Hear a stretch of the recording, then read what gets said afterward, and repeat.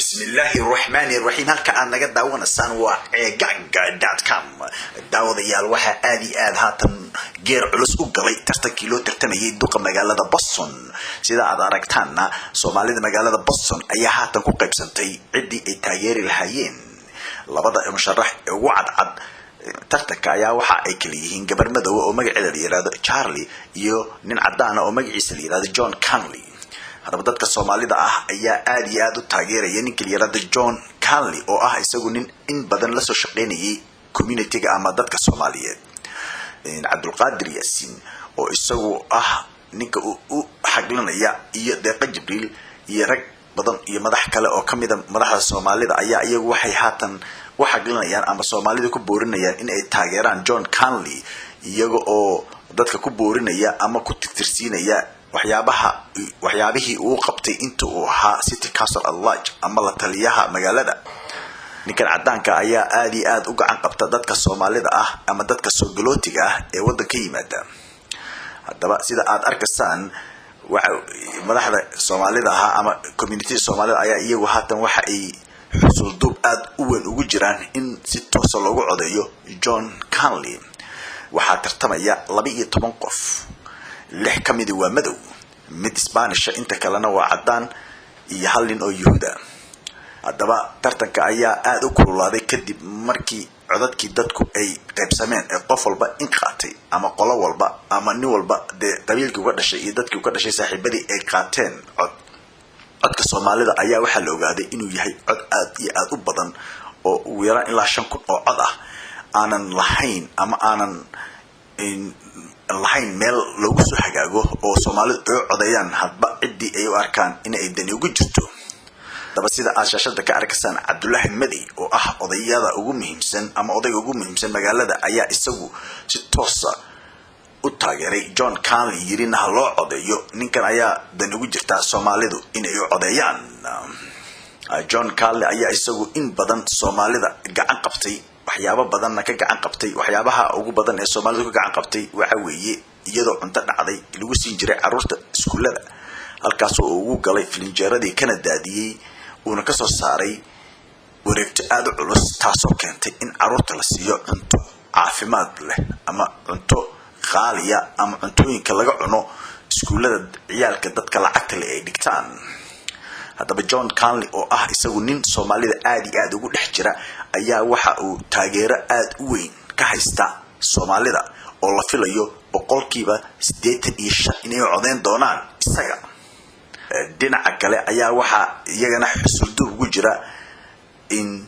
dhalinyaro iyagu soo baxay ama professionalka ah dhalinyaro professionalka ayaa iyagu waxay taageerayaan gabadhan madowga ah iyaga oo dhaqanka Mareykanka aad u yaqaana waxa kale oo halka ka muuqda siyaasiyiin culus Ali Faisal iyo Saciid Xasan oo ah gudoomiyaha ururka United Somali Youth iyaguna aad iyo aad ugu xusul duuban in loo codeeyo waxa kale oo isna codkiisii bedelay Seattle ninka ku magaca dheer Seattle oo isaga magaciisa la yiraahdo Seattle hadaba Cabdiraxmaan Indo ayaa isagu waxa uu yahay campaign manager-ka ama ninka dhinaca Soomaalida mas'uulka uga ah gabadha run ahaantiina caawa u sameeyay casho Soomaali aad u badan dhaqaale aad u xoog badan oo ugu ururiyay si ay uga qayb gasho ama ay ugu tartarto tartankan haatan kululaaday ee ay ka dhiman tahay muddada ka yar 8 bari hadaba daawadayaal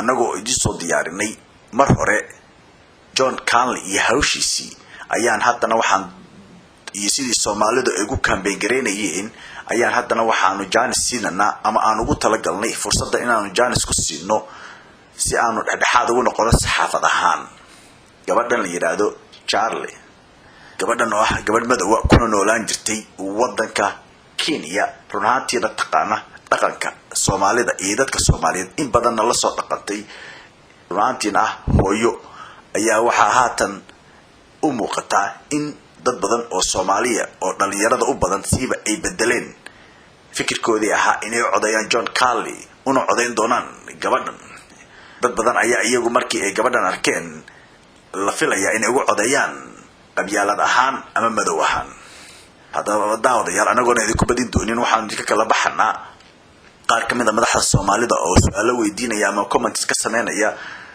iyada iyo waxaan kaloo aan iyo ijaali oo si toos ah doonaysa inay la hadasho Soomaalida iyo waxay doonayso inay u qabato community-ga Soomaalida. haddaba daawadayaal waxaa halkan idin soo diyaarisay programkan eegag.com ee waa kan daawasho. One of the young Somali professionals in the city. Assalamu alaikum everyone. My name is Shukri and I'll take this time to thank Charlotte for coming to see us a second time.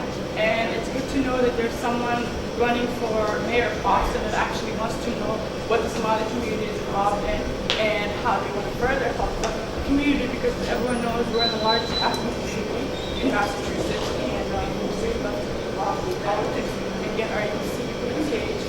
And without further ado, thank you for being here and I'll introduce you to come here.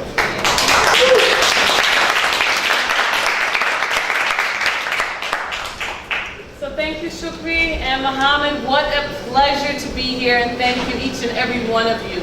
And I'm so pleased to be in your company and that you would see fit to wear a Charlotte sticker. Thank you. For those who don't have a sticker, we have one for you. I'm just joking though. This is very nice. Ali and I go way back, and I'm just happy that you helped to organize all of this and that you would really have this evening event for me. My name is Charlotte Gola Ritchie, and I am a candidate for mayor, and we are 8 days away from Election Day.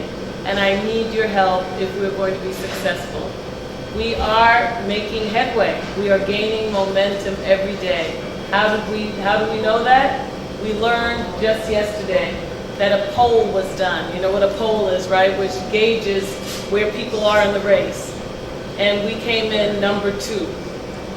And so what we want is one of those 2 slots to get into the final. There are 12 candidates. We want to be 1 or 2 to get in the final. If we get in the final, we are going to win this thing. So we are on our way. So that's the work that we need to do, right? To be able to win. But winning isn't the real prize, right? I mean, you have to win in order to do the work, right?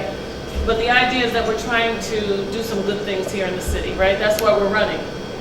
That's why we want to have this campaign. Isn't that correct? It's not just, we're not running a campaign just for the sake of running a campaign. We're trying to make some positive things happen. Shukri touched on it in terms of wanting to have communities civically engaged in a way that they have not been. Trying to engage our youth in ways that they have not been engaged before. Trying to open the doors to access an opportunity for a whole host of people, and then trying to unite our city around shared goals and ideals. Trying to make sure we have no bad neighborhoods in this city, no bad schools in this neighborhood, in our city. We want to improve our schools, improve the safety of our neighborhoods, ensure that people who are able to work can have an opportunity to work, so that there are jobs available. People who want to start a business have the support to start a business, where there's economic development and opportunity in all of our neighborhoods. So that's what I am doing, that's what I stand for, that's what I'm hoping to achieve as mayor, and I know with you all with me, I will be able to do that. Thank you. So by now, I've spoken to many of you. There's information here that lists out my experience. And as I go around and talk to people, I hear things like, well, we talk to lots of candidates and they all tell us the same thing. Or how are we supposed to know which politician, all politicians promise to do things? Why are you any different? So those are hard questions to answer, right? I like to think that I'm not the typical politician who makes promises that she will not keep. I don't want to be like that. So what I have to think about is, what have I done in my life? What have I promised that I would do? And I've kept my promise. And I think it's listed here for you to see. I promised when I got the job as Chief of Housing for the City of Boston that I would increase the supply of housing in the city. And we were able to build 18,000 units of housing in the city. I promised when I became a state representative that I would stay connected with the residents of my 5th Subway District, and we established an advisory committee. I promised when I took the job with Governor Patrick that we'd open a Western Mass office, and I opened the office and staffed the office, and now it serves the 14 counties in Massachusetts out west. I promised when I took the job at Youth Build USA that I would work with young people who dropped out of high school and make sure that the funding in Washington was there to continue the program in 46 states. And I was able to get Democrats and Republicans to support funding for the Youth Build program. So I have really, in the jobs that I have taken, I have kept every promise that I have made, and I will keep the promises that I make to you tonight, to be a friend of the Somali community, an ally and a champion, and that I will be back when I'm mayor so that we can move your community forward, because your community is my community, okay?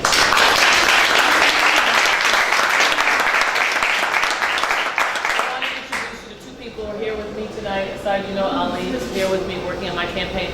But Kristen McEachran is the head of my finance committee. She came on board to help me make sure I had the resources that I needed so that I would be able to run a viable winning campaign.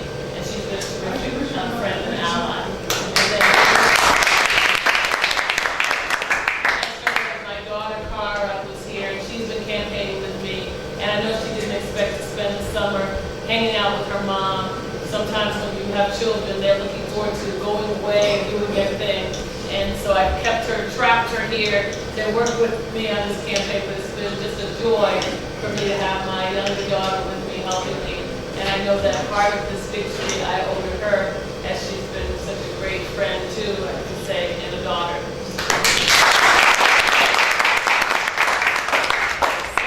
So that tells you about me and what I'm doing and why I'm doing it.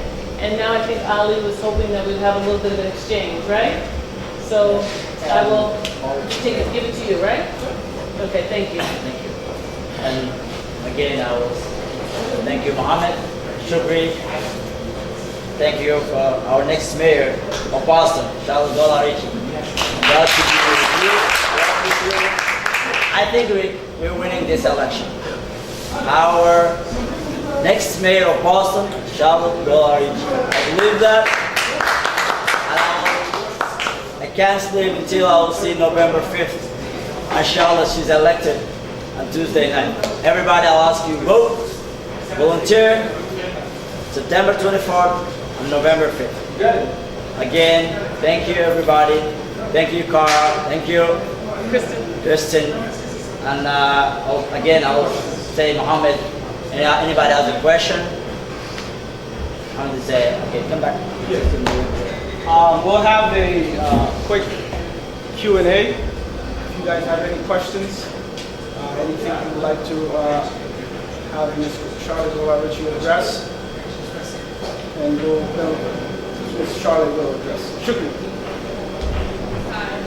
So I was raised in Boston. I grew up in the city, and as a youth, I remember that there was a lot of opportunities for me to do programs, get jobs, do something that could be engaged throughout the summer while school is closed. And I've noticed in the last couple of years, funding has really been lacking for summer programs or summer jobs for the youth. And I personally think that that was contributing to crimes, violence, and gun rates within the city.